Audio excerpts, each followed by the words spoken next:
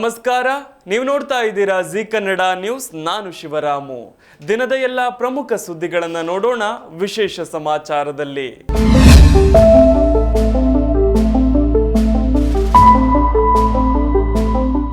ಹಲವು ದಿನಗಳಿಂದ ನಿತ್ಯವೂ ಏರಿಕೆಯಾಗ್ತಿದ್ದ ಚಿನ್ನದ ಬೆಲೆ ಕೊಂಚ ಇಳಿಕೆಯಾಗಿದೆ. ಸೋಮವಾರ ಬಂಗಾರದ ಬೆಲೆಯಲ್ಲಿ ಸ್ವಲ್ಪ ಇಳಿಮುಖವಾಗಿದ್ದು ಖರೀದಿದಾರರಿಗೆ ಕೊಂಚ ನಿರಾಳತೆ ತಂದಿದೆ. ಸೋಮವಾರದ ಬಂಗಾರದ ಬೆಲೆ ಹೀಗಿದೆ. ಬೆಂಗಳೂರಿನಲ್ಲಿ 22 ಕ್ಯಾರೆಟ್ನ 1 ಗ್ರಾಂ ಚಿನ್ನದ ಬೆಲೆ 7,705 ಇದೆ. ಇನ್ನು ಭಾನುವಾರ 7,745 ಇತ್ತು. ಈ ಮೂಲಕ 40 ರೂಪಾಯಿ ಇಳಿಕೆ ಕಂಡಿದೆ. ಇನ್ನು 22 ಕ್ಯಾರೆಟ್ನ 10 ಗ್ರಾಂ ಚಿನ್ನದ ಬೆಲೆ 77,050 ರೂಪಾಯಿ ಇದೆ. ಭಾನುವಾರ 77,450 ರೂಪಾಯಿ ಇತ್ತು.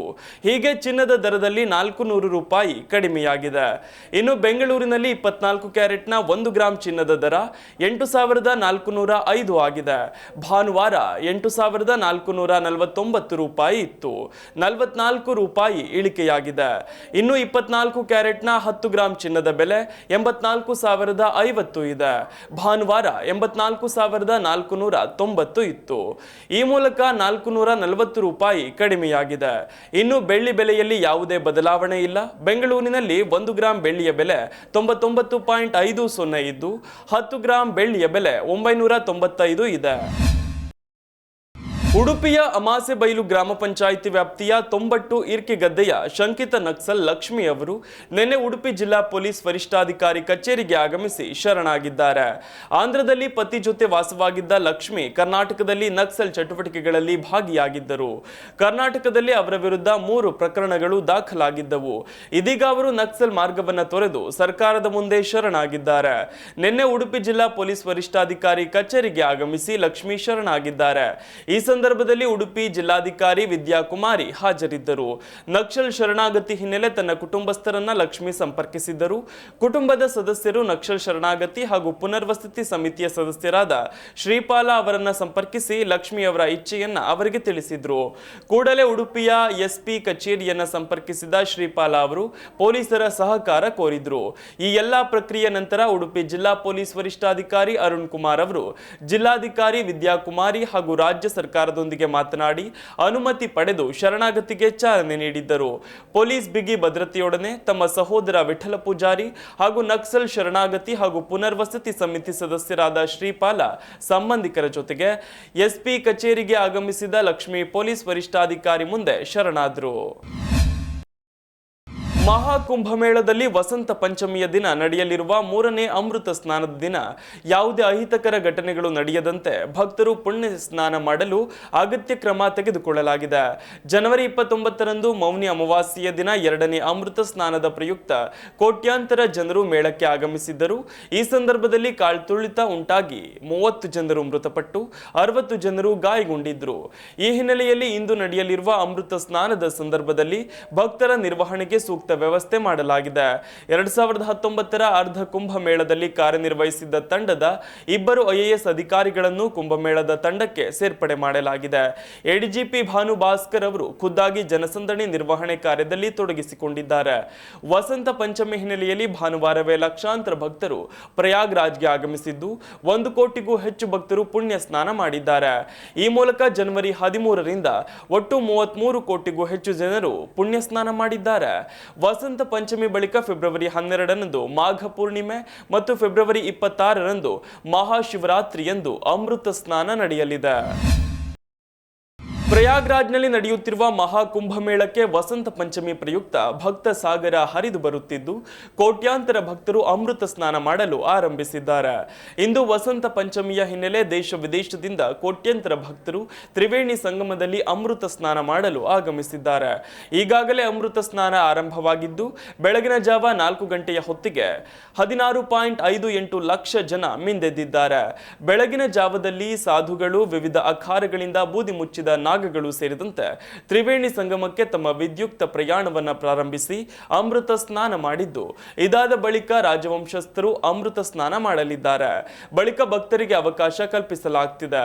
ಜನವರಿ 13ರಿಂದ ಆರಂಭವಾದ ಮಹಾಕುಂಭ ಮೇಳವು ಅಂದಿನಿಂದ ಇಲ್ಲಿಯವರೆಗೆ ಅಂದಾಜು 34 ಕೋಟಿಗೂ ಹೆಚ್ಚು ಭಕ್ತರು ತ್ರಿವೇಣಿ ಸಂಗಮದಲ್ಲಿ ಪವಿತ್ರ ಸ್ನಾನ ಮಾಡಿದ್ದಾರೆ. ಆಪ್ ಬಿಜೆಪಿ ಮತ್ತು ಕಾಂಗ್ರೆಸ್ ನಡುವೆ ಭಾರಿ ವಾಕ್ಸಮರಕ್ಕೆ ಸಾಕ್ಷಿಯಾಗಿದ್ದ ಭರ್ಜರಿ ಉಚಿತ ಕೊಡುಗೆಗಳ ಘೋಷಣೆಗಳು ಮೊಳಗಿದ ದೆಹಲಿ ವಿಧಾನಸಭಾ ಚುನಾವಣೆಯ ಬಹಿರಂಗ ಪ್ರಚಾರಕ್ಕೆ ಇಂದು ತೆರೆ ಬೀಳಲಿದೆ. ಸಂಜೆವರೆಗೂ ಮನೆ ಮನೆ ಪ್ರಚಾರಕ್ಕೆ ಅವಕಾಶವಿದೆ. 70 ಸದಸ್ಯ ಬಲದ ವಿಧಾನಸಭೆಗೆ ಫೆಬ್ರವರಿ 5ರಂದು ಮತದಾನ ನಡೆಯಲಿದ್ದು ಫೆಬ್ರವರಿ 8ರಂದು ಮತ ಎಣಿಕೆ ನಡೆಯಲಿದೆ. 1.5 ಕೋಟಿ ಮತದಾರರು ಮತ ಚಲಾಯಿಸಲಿದ್ದಾರೆ. ಇನ್ನು ಒಂದೆಡೆ ಆಮ್ ಆದ್ಮಿ ಪಕ್ಷ ಸತತ 3ನೇ ಬಾರಿ ಅಧಿಕಾರದ ಗದ್ದುಗೆಗೆ ಏರಲು ಹವಣಿಸುತ್ತಿದ್ದರೆ ಬಿಜೆಪಿ 27 ವರ್ಷಗಳ ನಂತರ ದೆಹಲಿಯನ್ನ ವಶ ಮಾಡಿಕೊಳ್ಳುವ ತವಕದಲ್ಲಿದೆ.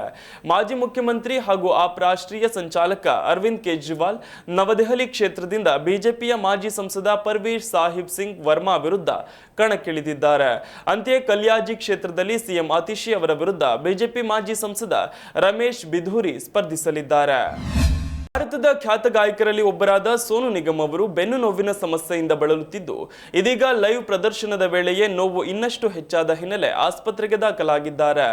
ಕಳೆದ ಕೆಲ ದಿನಗಳಿಂದ ಗಾಯಕ ಸೋನು ನಿಗಮ್ ಬೆನ್ನು ನೋವಿನ ಸಮಸ್ಯೆಯಿಂದ ಬಳಲುತ್ತಿದ್ದು ಭಾನುವಾರ ಲೈವ್ ಪ್ರದರ್ಶನದ ವೇಳೆ ನೋವು ಹೆಚ್ಚಾಗಿದೆ. ಆದರೆ ಅದಕ್ಕೆ ತಲೆ ಕೆಡಿಸಿಕೊಳ್ಳದೆ ತಮ್ಮ ಲೈವ್ ಪ್ರದರ್ಶನವನ್ನ ಮುಂದುವರೆಸಿದ್ದಾರೆ. ಆದರೆ ನೋವು ತೀವ್ರವಾದ ಹಿನ್ನೆಲೆ ಅವರನ್ನ ಖಾಸಗಿ ಆಸ್ಪತ್ರೆಗೆ ದಾಖಲಿಸಲಾಗಿದೆ. ಸದ್ಯ ತಮಗೇನಾಯಿತು ಅನ್ನೋದರ ಬಗ್ಗೆ ಸೋನು ನಿಗಮ್ ತಮ್ಮ ಸೋಷಿಯಲ್ ಮೀಡಿಯಾದಲ್ಲಿ ಹಂಚಿಕೊಂಡಿದ್ದು, ನನ್ನ ಜೀವನದ ಅತ್ಯಂತ ಕಷ್ಟದ ದಿನ. ನಾನು ಹಾಡು ಹೇಳುತ್ತಾ ವೇದಿಕೆ ಮೇಲೆಲ್ಲ ಓಡಾಡುತ್ತಾ ಇದ್ದೆ. ಆಗ ನೋವು ಕಾಣಿಸಿಕೊಳ್ತು. ಆದರೆ ಹೇಗೋ ಮ್ಯಾನೇಜ್ ಮಾಡಿದೆ. ಜನರು ನನ್ನಿಂದ ಎಷ್ಟನ್ನು ನಿರೀಕ್ಷಿಸುತ್ತಾರೋ ಅದಕ್ಕಿಂತ ಕಡಿಮೆ ಕೊಡಲು ನನಗೆ ಇಷ್ಟ ಇಲ್ಲ ಅಂತ ಬರೆದುಕೊಂಡಿದ್ದಾರೆ. ಅಲ್ಲದೆ ಲೈವ್ ಪ್ರದರ್ಶನದ ವೇಳೆ ಅತಿಯಾದ ನೋವು ಕಾಣಿಸ್ತು. ನನ್ನ ಬೆನ್ನು ಹುರಿಗೆ ಯಾರೋ ಇಂಜೆಕ್ಷನ್ ಸೂಜಿ ಇಟ್ಟಿದ್ದಾರೆ ಅನ್ನಿಸ್ತಿತ್ತು. ಸ್ವಲ್ಪ ಅಲ್ಲಾಡಿದ್ರೂ ನೋವು ಕಿತ್ತು ಬರುತ್ತಿತ್ತು ಅಂತ ಗಾಯಕ ಸೋನು ನಿಗಮ್ ತಮ್ಮ ಇನ್ಸ್ಟಾಗ್ರಾಂನಲ್ಲಿ ಹಂಚಿಕೊಂಡಿದ್ದಾರೆ. ಅಮೆರಿಕ ವಿರುದ್ಧ ಕೆರಳಿ ನಿಂತಿರುವ ಕೆನಡಾ 26% ಸುಂಕ ವಿಧಿಸಿದೆ. ಈ ಕುರಿತು ಪೋಸ್ಟ್ ಮಾಡಿರುವ ಟ್ರುಡೋ, ನಮಗೆ ಇದು ಬೇಕಾಗಿಲ್ಲ, ಆದರೆ ಕೆನಡಾ ಸಿದ್ಧವಾಗಿದೆ ಅನ್ನೋದನ್ನು ತಿಳಿಸಲು ಈ ಕ್ರಮ ಕೈಗೊಂಡಿರುವುದಾಗಿ ಹೇಳಿದ್ದಾರೆ. ಸುಂಕ ತೆರಿಗೆಗಳ ವಿಷಯದ ಬಗ್ಗೆ ಚರ್ಚಿಸಲು ತಾವು ಪ್ರಧಾನಿಗಳು ಮತ್ತು ಸಂಪುಟವನ್ನ ಭೇಟಿಯಾಗಿದ್ದಾಗಿ ಮತ್ತು ಶೀಘ್ರದಲ್ಲೇ ಮೆಕ್ಸಿಕೋ ಅಧ್ಯಕ್ಷ ಶೀನ್ ಬಾಮ್ ಅವರೊಂದಿಗೆ ಮಾತನಾಡುವುದಾಗಿ ಟ್ರುಡೋ ಹೇಳಿದ್ದಾರೆ. ಫೆಬ್ರವರಿ 4ರಿಂದ ಪ್ರಾರಂಭವಾಗುವ ಹೆಚ್ಚಿನ ಕೆನಡಾದ ಸರಕುಗಳ ಮೇಲೆ 25% ಸುಂಕ ವಿಧಿಸಲು ಉದ್ದೇಶಿಸಿರುವುದಾಗಿ ಅಮೆರಿಕ ದೃಢಪಡಿಸಿದೆ. ಇಂಧನದ ಮೇಲೆ 10% ಸುಂಕವನ್ನು ವಿಧಿಸಲಾಗುವುದು ಅಂತ ಅಮೆರಿಕ ಹೇಳಿದೆ. ನಾನು ಇಂದು ಪ್ರಧಾನಿಗಳು ಮತ್ತು ನಮ್ಮ ಸಂಪುಟವನ್ನ ಭೇಟಿ ಮಾಡಿದ್ದೇನೆ. ಹಾಗೆ ನಾನು ಶೀಘ್ರದಲ್ಲೇ ಮೆಕ್ಸಿಕೋ ಅಧ್ಯಕ್ಷ ಶಿನ್ಬಾಮ್ ಅವರೊಂದಿಗೆ ಮಾತನಾಡ್ತೇನೆ ಅಂತ ಟ್ರುಡೋ ಹೇಳಿದ್ದಾರೆ. ನಮಗಿದು ಬೇಕಾಗಿಲ್ಲ, ಆದರೆ ಕೆನಡಾ ಎಲ್ಲದಕ್ಕೂ ಸಿದ್ಧವಾಗಿದೆ. ನಾನು ಇಂದು ಸಂಜೆ ನಂತರ ವಿಷಯವಾಗಿ ಕೆನಡಿಯನನ್ನ ಉದ್ದೇಶಿಸಿ ಮಾತನಾಡ್ತೇನೆ ಅಂತ ಅವರು ಹೇಳಿದ್ರು. ಇಂದಿನ ದಿನ ಯುಎಸ್ ಅಧ್ಯಕ್ಷ ಡೊನಾಲ್ಡ್ ಟ್ರಂಪ್ ತಮ್ಮ ಸಾಮಾಜಿಕ ಮಾಧ್ಯಮ ವೇದಿಕೆ ಟ್ರೂತ್ ಸೋಷಿಯಲ್ನಲ್ಲಿ ಕೆನಡಾ ಮತ್ತು ಮೆಕ್ಸಿಕೋದಿಂದ ಆಮದು ಮಾಡಿಕೊಳ್ಳುವ ಇವುಗಳ ಮೇಲೆ 25% ಸುಂಕವನ್ನು ವಿಧಿಸಿರುವುದಾಗಿ ಘೋಷಿಸಿದ್ರು. ಜೊತೆಗೆ ಫೆಂಟನಿಲ್ ಸೇರಿದಂತೆ ಅಕ್ರಮ ವಲಸೆ ಮತ್ತು ಮಾದಕ ವಸ್ತು ಕಳ್ಳಸಾಗಣೆ ಬಗ್ಗೆ ಕಳವಳ ವ್ಯಕ್ತಪಡಿಸಿ ಚೀನಾದ ಸರಕುಗಳ ಮೇಲೆ 10% ಸುಂಕವನ್ನು ವಿಧಿಸಿದ್ದಾರೆ. ಇಂಗ್ಲೆಂಡ್ ವಿರುದ್ಧದ 5ನೇ ಹಾಗೂ ಅಂತಿಮ ಟಿ20 ಪಂದ್ಯದಲ್ಲಿ ಭಾರತ ತಂಡ 150 ರನ್ಗಳ ಭರ್ಜರಿ ಜಯ ದಾಖಲಿಸಿದ್ದು ಈ ಮೂಲಕ ವೈರೋಚಿತ ಗೆಲುವು ದಾಖಲಿಸಿದೆ. ಅಲ್ಲದೆ 5 ಪಂದ್ಯಗಳ ಟಿ20 ಸರಣಿಯನ್ನ 4-1 ಅಂತರದಲ್ಲಿ ತನ್ನದಾಗಿಸಿಕೊಂಡಿದೆ. ಭಾರತ ನೀಡಿದ 248 ರನ್ಗಳ ಬೃಹತ್ ಗುರಿಯನ್ನ ಬೆನ್ನತ್ತಿದ ಇಂಗ್ಲೆಂಡ್ ತಂಡವು ಕೇವಲ 10.3 ಓವರ್ನಲ್ಲಿ 97 ರನ್ ಗಳಿಸಿ ಆಲ್ ಔಟ್ ಆಯಿತು. ಆ ಮೂಲಕ ಇಂಗ್ಲೆಂಡ್ ವಿರುದ್ಧ 150 ರನ್ ಭರ್ಜರಿ ಜಯ ದಾಖಲಿಸಿತು. ಇಂಗ್ಲೆಂಡ್ ಪರ ಫಿಲಿಪ್ ಸಾಲ್ಟ್ 55 ರನ್ ಗಳಿಸಿ ಏಕಾಂಗಿ ಹೋರಾಟ ನಡೆಸಿದ್ರು. ಆದರೆ ಅವರಿಗೆ ಉಳಿದ ಯಾವ ಆಟಗಾರರಿಂದಲೂ ಕೂಡ ಉತ್ತಮ ಸಾಥ್ ದೊರೆಯಲಿಲ್ಲ. ಜೇಕಬ್ ಬೆಥೆಲ್ 10 ರನ್ ಗಳಿಸಿದ್ದು ಬಿಟ್ರೆ ಉಳಿದೆಲ್ಲ ಆಟಗಾರರು ಒಂದಂಕಿ ಮೊತ್ತಕ್ಕೆ ಔಟ್ ಆಗಿದ್ದು ಇಂಗ್ಲೆಂಡ್ ಪತನಕ್ಕೆ ಕಾರಣವಾಯಿತು. ಅಂತಿಮವಾಗಿ ಇಂಗ್ಲೆಂಡ್ ತಂಡ ಕೇವಲ 10.3 ಓವರ್ನಲ್ಲಿ 97 ರನ್ ಗಳಿಸಿ ಆಲ್ ಔಟ್ ಆಯಿತು. ಆ ಮೂಲಕ ಇಂಗ್ಲೆಂಡ್ ವಿರುದ್ಧ 150 ರನ್ ಭರ್ಜರಿ ಜಯ ದಾಖಲಿಸಿತು. ಅಲ್ಲದೆ 5 ಪಂದ್ಯಗಳ ಟಿ20 ಸರಣಿಯನ್ನ 4-1 ಅಂತರದಲ್ಲಿ ಭಾರತ ತನ್ನದಾಗಿಸಿಕೊಂಡಿತ್ತು. ಇಂಗ್ಲೆಂಡ್ ವಿರುದ್ಧದ 5ನೇ ಟಿ20 ಪಂದ್ಯದಲ್ಲಿ ಭರ್ಜರಿ ಬ್ಯಾಟಿಂಗ್ ಭರ್ಜರಿ ಸ್ಕೋರ್ ದಾಖಲಿಸಿದ ಭಾರತ ಒಂದೇ ಪಂದ್ಯದಲ್ಲಿ ಹಲವು ದಾಖಲೆಗಳನ್ನು ನಿರ್ಮಿಸಿದೆ. ಮುಂಬೈನ ವಾಂಖೆಡೆ ಕ್ರೀಡಾಂಗಣದಲ್ಲಿ ನಡೆದ 5ನೇ ಟಿ20 ಪಂದ್ಯದಲ್ಲಿ ಮೊದಲು ಬ್ಯಾಟಿಂಗ್ ಮಾಡಿದ ಭಾರತ ತಂಡ ನಿಗದಿತ 20 ಓವರ್ಗಳಲ್ಲಿ 9 ವಿಕೆಟ್ ನಷ್ಟಕ್ಕೆ 247 ರನ್ ಸಿಡಿಸಿತ್ತು. ಭಾರತದ ಪರ ಆಟಗಾರ ಅಭಿಷೇಕ್ ಶರ್ಮಾ ಶತಕ ಸಿಡಿಸಿ ಭಾರತದ ಬೃಹತ್ ಮೊತ್ತಕ್ಕೆ ಕಾರಣರಾದರು. ಅಭಿಷೇಕ್ ಶರ್ಮಾ 54 ಎಸೆತಗಳಲ್ಲಿ 13 ಸಿಕ್ಸರ್ ಸಿಕ್ಸರ್ ಮತ್ತು 7 ಬೌಂಡರಿಗಳ ಸಹಿತ 135 ರನ್ ಸಿಡಿಸಿದ್ರು. ಇನ್ನು ಈ ಭರ್ಜರಿ ಬ್ಯಾಟಿಂಗ್ ಮೂಲಕ ಭಾರತ ತಂಡ ಹಲವು ದಾಖಲೆಗಳನ್ನು ನಿರ್ಮಿಸಿದೆ. ಇನ್ನು ಭಾರತ ಸಿಡಿಸಿದ 247 ರನ್ ಸ್ಕೋರ್ ಮುಂಬೈನ ವಾಂಖೆಡೆ ಕ್ರೀಡಾಂಗಣದಲ್ಲಿ ದಾಖಲಾದ ತಂಡವೊಂದರ ಗರಿಷ್ಠ ಸ್ಕೋರ್ ಆಗಿದೆ. ಇನ್ನು ಭಾರತ ಗಳಿಸಿದ 247 ರನ್ ಸ್ಕೋರ್ T20ಯಲ್ಲಿ ಭಾರತದ ಪರ ದಾಖಲಾದ 4ನೇ ಗರಿಷ್ಠ ಸ್ಕೋರ್ ಆಗಿದೆ. ಈ ಹಿಂದೆ 2024ರಲ್ಲಿ ಬಾಂಗ್ಲಾದೇಶದ ವಿರುದ್ಧ ಭಾರತ 297 ರನ್ ಕಲೆ ಹಾಕಿತ್ತು. ಇದು ಭಾರತ ಗಳಿಸಿದ ಗರಿಷ್ಠ T20 ಸ್ಕೋರ್ ಆಗಿದೆ. ನಂತರದ ಸ್ಥಾನದಲ್ಲಿ 2024ರಲ್ಲಿ ದಕ್ಷಿಣ ಆಫ್ರಿಕಾ ವಿರುದ್ಧ ಭಾರತ ತಂಡ ಜೋಹಾನ್ಸ್ಬರ್ಗ್ನಲ್ಲಿ 283 ರನ್ ಕಲೆ ಹಾಕಿತ್ತು. ಇನ್ನು 2017ರ ಇಂದೋರ್ನಲ್ಲಿ ನಡೆದ ಶ್ರೀಲಂಕಾ ವಿರುದ್ಧದ ಭಾರತ 260 ರನ್ ಕಲೆ ಹಾಕಿತ್ತು. ಇಂಗ್ಲೆಂಡ್ ವಿರುದ್ಧದ ಪಂದ್ಯದಲ್ಲಿ ಭರ್ಜರಿ ಬ್ಯಾಟಿಂಗ್ ಪ್ರದರ್ಶನ ನೀಡಿದ ಭಾರತದ ಅಭಿಷೇಕ್ ಶರ್ಮಾ ಮತ್ತೊಂದು ಐತಿಹಾಸಿಕ ದಾಖಲೆ ನಿರ್ಮಿಸಿದ್ದಾರೆ. ಅಲ್ಲದೆ ರೋಹಿತ್ ಶರ್ಮಾ ಜೊತೆಗೆ ಶುಭ್ಮನ್ ಗಿಲ್ ದಾಖಲೆಗಳನ್ನು ಕೂಡ ಅವರು ಮುರಿದಿದ್ದಾರೆ. 5ನೇ T20 ಪಂದ್ಯದಲ್ಲಿ ಮೊದಲು ಬ್ಯಾಟಿಂಗ್ ಮಾಡಿದ ಭಾರತ ತಂಡದ ಪರ ಅಮೋಘ ಬ್ಯಾಟಿಂಗ್ ಪ್ರದರ್ಶನ ನೀಡಿದ ಅಭಿಷೇಕ್ ಶರ್ಮಾ ಕೇವಲ 37 ಎಸೆತಗಳಲ್ಲಿ ಶತಕ ಸಿಡಿಸಿದ್ರು. ಅವರ ಈ ಅದ್ಭುತ ಇನ್ನಿಂಗ್ಸ್ನಲ್ಲಿ ಬರೋಬ್ಬರಿ 11 ಇನ್ನಿಂಗ್ಸ್ ಹಾಗೆ 7 ಬೌಂಡರಿಗಳು ಸೇರಿವೆ.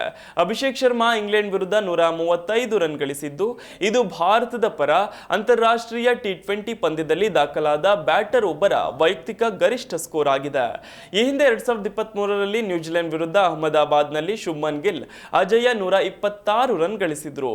ಇದು ಇವರೆಗೂ ಭಾರತದ ಪರ ದಾಖಲಾಗಿದ್ದ T20 ಪಂದ್ಯದ ವೈಯಕ್ತಿಕ ಗರಿಷ್ಠ ಸ್ಕೋರ್ ಆಗಿತ್ತು. ಅಭಿಷೇಕ್ ಶರ್ಮಾ ಇಂಗ್ಲೆಂಡ್ ವಿರುದ್ಧ ಒಟ್ಟು 13 ಸಿಕ್ಸರ್ಗಳನ್ನು ಸಿಡಿಸಿದ್ದು ಇದು ಭಾರತದ ಪರ ಅಂತಾರಾಷ್ಟ್ರೀಯ T20 ಕ್ರಿಕೆಟ್ ಪಂದ್ಯದಲ್ಲಿ ಬ್ಯಾಟರ್ ಓರ್ವ ಸಿಡಿಸಿದ ಗರಿಷ್ಠ ಸಿಕ್ಸರ್ಗಳಾಗಿವೆ. ಇದಕ್ಕೂ ಮೊದಲು ಭಾರತದ ಹಿಟ್ಮ್ಯಾನ್ ರೋಹಿತ್ ಶರ್ಮಾ 2017ರಲ್ಲಿ ಶ್ರೀಲಂಕಾ ವಿರುದ್ಧ ಇಂದೋರ್ ಮೈದಾನದಲ್ಲಿ 10 ಸಿಕ್ಸರ್ ಸಿಡಿಸಿದ್ರು. ಅಂತೆಯೇ 2024ರಲ್ಲಿ ಡರ್ಬನ್ನಲ್ಲಿ ಸಂಜು ಸ್ಯಾಮ್ಸನ್ ಮತ್ತು 2024ರಲ್ಲಿ ಜೋಹಾನ್ಸ್ಬರ್ಗ್ನಲ್ಲಿ ಇದೇ ದಕ್ಷಿಣ ಆಫ್ರಿಕಾ ವಿರುದ್ಧ ತಿಲಕ್ ವರ್ಮಾ ಕೂಡ ತಲಾ ಸಿಕ್ಸರ್ಗಳನ್ನು ಸಿಡಿಸಿದ್ರು. ಕೌಲಾಲಂಪುರದಲ್ಲಿ ನಡೆದ ಐಸಿಸಿ 19 ವರ್ಷದೊಳಗಿನ ಮಹಿಳಾ T20 ವಿಶ್ವಕಪ್ ಫೈನಲ್ನಲ್ಲಿ ದಕ್ಷಿಣ ಆಫ್ರಿಕಾವನ್ನ 9 ವಿಕೆಟ್ಗಳಿಂದ ಸೋಲಿಸಿದ ಭಾರತ ಸತತ 2ನೇ ಬಾರಿಗೆ ಚಾಂಪಿಯನ್ ಪಟ್ಟ ಅಲಂಕರಿಸಿದೆ. ಟಾಸ್ ಗೆದ್ದು ಮೊದಲು ಬ್ಯಾಟಿಂಗ್ ನಡೆಸಿದ ದಕ್ಷಿಣ ಆಫ್ರಿಕಾ ನಿಗದಿತ 20 ಓವರ್ಗಳಲ್ಲಿ 82 ರನ್ ಗಳಿಸಿ ಸರ್ವಪತನ ಕಂಡಿತ್ತು. ದಕ್ಷಿಣ ಆಫ್ರಿಕಾ ನೀಡಿದ 83 ರನ್ಗಳ ಅಲ್ಪ ಗುರಿಯನ್ನು ಬೆನ್ನಟ್ಟಿದ ಭಾರತ ತಂಡವು 11.2 ಓವರ್ಗಳಲ್ಲಿ 1 ವಿಕೆಟ್ ನಷ್ಟಕ್ಕೆ ಗುರಿ ತಲುಪಿತ್ತು. ಭಾರತದ ಪರ ಗೊಂಗಡಿ ತ್ರಿಷಾ 3 ವಿಕೆಟ್ ಕಬಳಿಸಿದ್ರೆ ವೈಷ್ಣವಿ ಶರ್ಮಾ, ಆಯುಷಿ ಶುಕ್ಲಾ ಮತ್ತು ಪಾರುಣಿಕಾ ಸಿಸೋಡಿಯಾ ಅವರು ತಲಾ 2 ವಿಕೆಟ್ಗಳನ್ನು ಪಡೆದು ಮಿಂಚಿದ್ರು. ಬ್ಯಾಟಿಂಗ್ನಲ್ಲೂ ಉತ್ತಮ ಪ್ರದರ್ಶನ ನೀಡಿದ ತ್ರಿಷಾ 33 ಎಸೆತಗಳಲ್ಲಿ ಅಜೇಯ 44 ರನ್ ಗಳಿಸಿದ್ರೆ ಸಾನಿಕಾ ಚಲ್ಕೆ 22 ಎಸೆತಗಳಲ್ಲಿ 26 ರನ್ ಗಳಿಸಿ ಔಟ್ ಆಗದೆ ಉಳಿದರು. ದಕ್ಷಿಣ ಆಫ್ರಿಕಾ ಪರ ಮೈಕೆ ವ್ಯಾನ್ ವ್ರೂಸ್ಟ್ ಮಾತ್ರ 23 ಗರಿಷ್ಠ ಸ್ಕೋರ್ ಮಾಡಿದ್ರು. ಉಳಿದ 4 ಬ್ಯಾಟರ್ಗಳು ಮಾತ್ರ 2 ಅಂಕಿಯ ರನ್ ಕಲೆ ಹಾಕಿದ್ರೆ ಮತ್ತೆ 4 ತಮ್ಮ ಖಾತೆಗಳನ್ನು ಕೂಡ ತೆರೆಯಲು ಸಾಧ್ಯವಾಗಲಿಲ್ಲ. ಇದಿಷ್ಟು ಈವರೆಗಿನ ಪ್ರಮುಖ ಸುದ್ದಿ. ನೋಡ್ತಾ ಇರಿ ಜಿ ಕನ್ನಡ ನ್ಯೂಸ್, ಸತ್ಯವೇ ಸುದ್ದಿಯ ಜೀವಾಳ.